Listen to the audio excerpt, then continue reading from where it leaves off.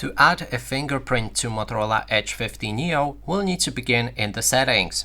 Then look for the security options.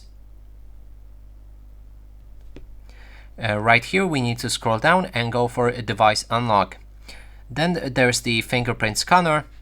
If you have any lock screen available on your phone, you will need to unlock it like that. And then we can add our fingerprint.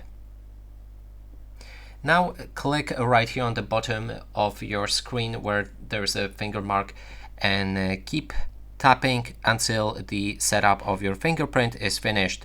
You can try to move it from the different angles just to make sure it scans it very well. Let's try again.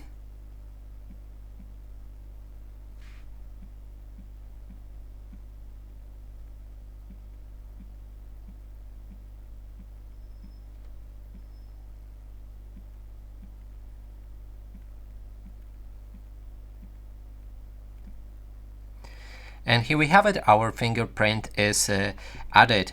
You can always rename your fingerprints right here. So for example, you can name it the pointing finger or whatever you like.